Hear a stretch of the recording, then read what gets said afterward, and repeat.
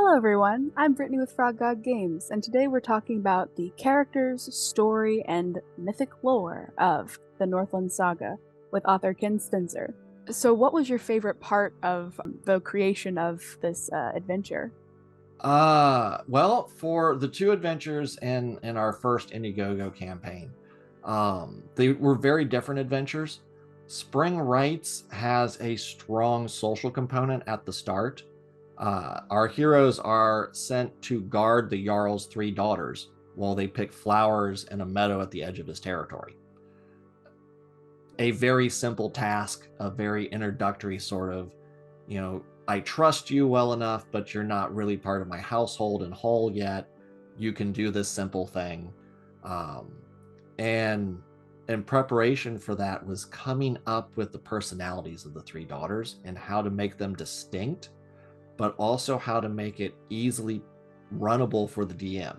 Because to have three NPCs that the characters have to interact with so much at the start of the adventure is a bit of a issue at times. So setting it up so that they can shine as individual characters and give our heroes a chance to shine and show off at the start of their careers who they are, to bring their personalities out and provide non-fighting challenges at the start so that when things go bad at the middle, it's a big tone change in the adventure. Oh, so of the three, which one was your favorite character to create?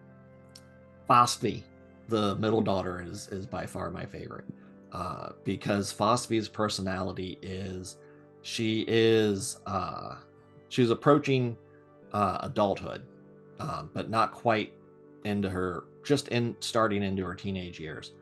But she is more than just a classic tomboy. She is a trickster. She is not malevolent, but she likes to cause trouble and she likes to have excitement and adventure. And our heroes have to expend a lot of time keeping her from getting into trouble bigger than what she can handle. Okay. So So she's, for hmm? I was gonna say, so she's a little bit of a loose cannon. She's a loose cannon. She's a wild one. She was a lot of fun to write. But the other daughters, Runa is the youngest, and she's the one who has been cursed with some prophecies. So she speaks those out, and it helps set up what is going to happen the rest of the adventure path. So she says things which are going to be confusing and unclear now, but later on, as you go through the adventure path, it starts to become clear, and you realize, what she said was prophecy. It was fate. And she comes back at the end. All three daughters, assuming you rescue them, come back at the end of the adventure path and have significant roles. Okay. And the eldest, what about her? Inga is at the start haughty, disdainful, and if any of our heroes are of a noble or wealthy background, um, she flirts with them, which is very dangerous for them because at the start of the adventure, when they first meet her, is her parents, her parents are negotiating her wedding contract. Oh, so this So, is yeah. If you want to get in the Jarl's good graces, you don't reciprocate any of her flirtatious behavior. tip for the DM. If you have any aristocratic players that are incredibly stupid, please put them near her as much as possible. Yes, your Skald, which is a bard, your Skald is going to be in a lot of trouble. Oh goodness. So those Have this. are, yeah, three very different personalities, and their interactions with our players are, with our heroes, are very different. So it sets up so that uh, different types of characters can interact with them and have a rewarding experience. And hopefully, no one in the party is left just sitting there going, "Well, when are we going to get to the fight?" Okay.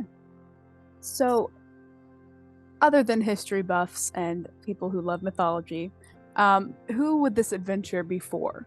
Or who do you Oh, think would like this this would be adventure? a great start for anyone who's looking to do a very Viking themed, heavily sword and sorcery feel fantasy campaign, or even as a standalone adventure if you want.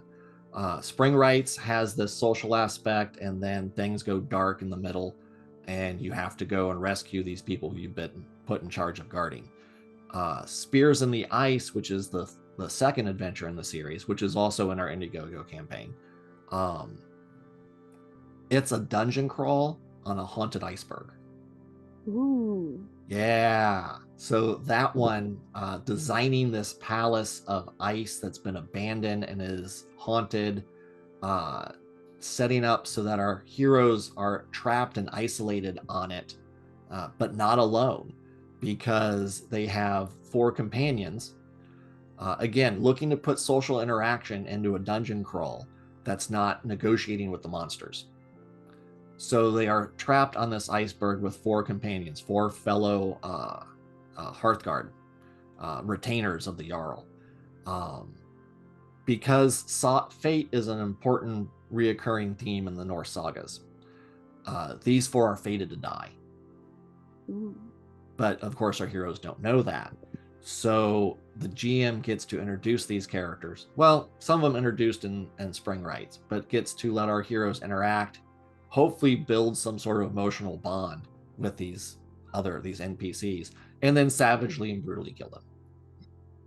Just rip that bond away. Just Make your rip their players hearts from cry. you. Exactly. Start going, I like Young Lot. Young Lot is a great dude. I'm looking forward to seeing his development. And then, nope. Sorry. And then he gets to die. Then he gets to die. And that's the best part of being a DM, is just making your players feel things. Exactly. If they don't stand up from the table and say, how dare you make me feel something, then I don't think you've really played Young Lot very well. Exactly.